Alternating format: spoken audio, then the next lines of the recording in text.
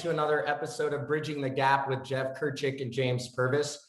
Today we have a special guest with Mike Bowman. And yeah, we're excited about CDW. As all of you know, we will be in full attendance there.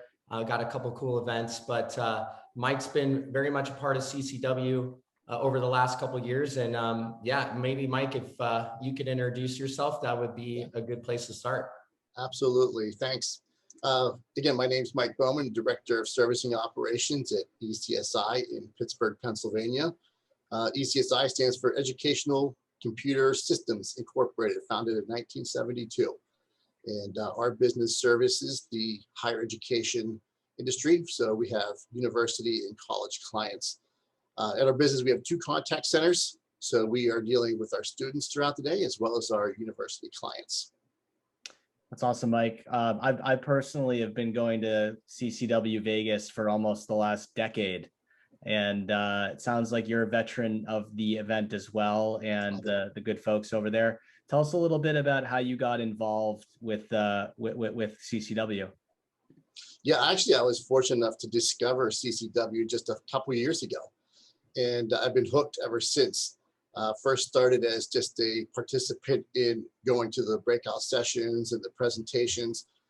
Honestly, I found it's just an excellent way to stay connected to emerging trends and emerging technology, just to kind of stay on the cutting edge of what's going on in the industry and taking those best practices and bringing them back to our own company.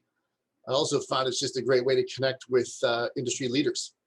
I love the format because it's almost like a two-way street, right? It's very interactive. People get to communicate about their problems and kind of brainstorm together and just share best practices. So it's just been really great. It was actually just part of a presentation last August during the pandemic. And we were talking about the increase in traffic we're seeing through digital channels. And I got to tell you, I took a lot away from that, even though I was just kind of a co-presenter. But just having people share what's going on in their own businesses is very helpful, and taking those back to your own company. Hey, Mike, that's very interesting, and it's a good segue into this. Is you've learned a lot from CCW over the years. It's connected you with a lot of leaders, seeing some of the trends out there. Specifically on those trends, like in the next 12 months, from your perspective, what are some of the major challenges that you're seeing in the contact center space? I think there's several, actually. I mean, we've come a long way as far as working with technology and bringing automation into the contact center, but we have a long way to go. As people are getting back into work, that's especially true here at ECSI, we're moving people back into the office. It's reconnecting with people. We have a lot going on with technology, but it's really about reconnecting our people with each other.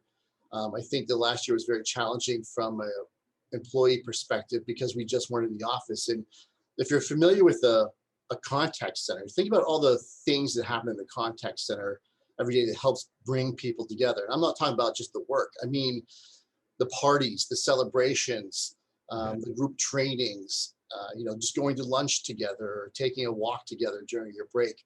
All those things went away, and it just kind of erodes that engagement. And we really want to focus on rebuilding employee engagement and providing opportunities to do that. But back to the automation part, one thing we learned dramatically through the pandemic was that there is a great need to further automation projects, and we're going to go all in when it comes to automation. That means phone bots, chat bots, virtual assistants, all of that. And we're going to be focusing heavily on making work easier for our people and for our clients through automation and with bots. Yeah, and Mike, you actually put out a post recently just specifically on chatbots. It's a great article. Maybe you could give a quick recap to the audience around your view around chatbots. Yeah, so in that article, I focused specifically on chatbots, even though we have a lot more going on. But I would tell you it was a great place to start. A year ago, when we were using all people on our live chat platform, we were making a lot of headway with customer service just because of the tools that we kept adding to the platform. But we've certainly taken it to another level. And I talk about that in that article. But it's been a journey, and we're certainly just getting started. There's a lot more to accomplish. but we've seen some success so far. I would tell you, 4 things in particular stood out, just as lessons learned as we went through this process was, to make sure you take time to truly understand the customers of your business.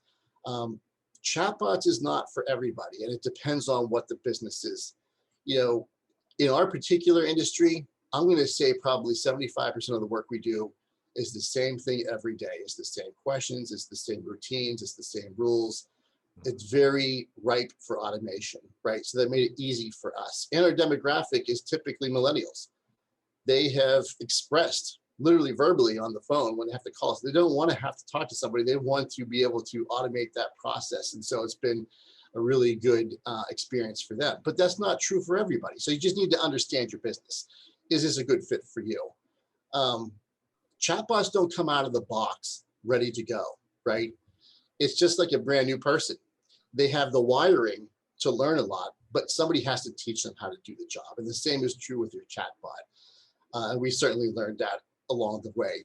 So we dispelled this myth of, hey, we're going to open up a box, now comes this great robot that takes over everything. It doesn't work that way. We invested heavily in people who were seasoned and very good at their jobs to learn more about automation and take on that challenge of training the bots and increasing their success. So, you have to be able to invest in people, train them how to use the automation and to make it better for you.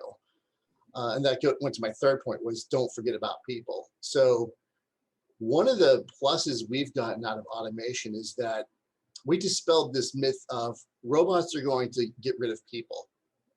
It's been actually not true at all for us.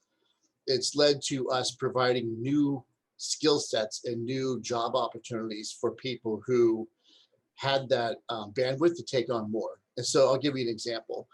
When we first went down this path of automation with our chatbots, we took people from the live chat team who just were excellent at their job and showed the ability to take on more. And we gave them additional training on artificial intelligence and automation and put them in charge of building the chatbots.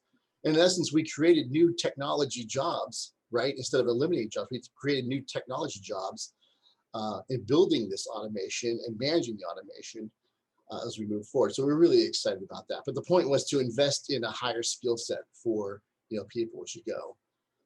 And then the final point I made, James, was use the bot to measure success and opportunities. And so any bot product that you use should come with some kind of reporting, insights, dashboards, whatever, that shows you what's going on behind the scenes. And for that was invaluable because the bot is ruthlessly aggressive and efficient at finding what's working and what's not working. And if you can harness that through the reports and see, hey, our borrowers are getting stuck or our customers are asking more questions about X or about Y, and then sharing that with your development team, your application team, your engineering team, you can build a better web experience. You can build a better customer service experience that you didn't have before. And so that's certainly been true with us. It helped us quickly identify some real low-hanging fruit that we could quickly fix on our website that made the experience better for borrowers. And my only point would be to just use that technology, not just to answer questions, but to build a better experience. So really, we got some really good lessons out of our journey so far. Mike, thank you very much. Those are some great tips. With all the talk about chatbots I've heard over the last 5 years at CCW, I'm surprised I haven't met one at the event yet, but maybe someday. Mike, it was great having you. This was another episode of Bridging the Gap. We hope to see you all in Vegas in a couple weeks. Thanks so much, Mike.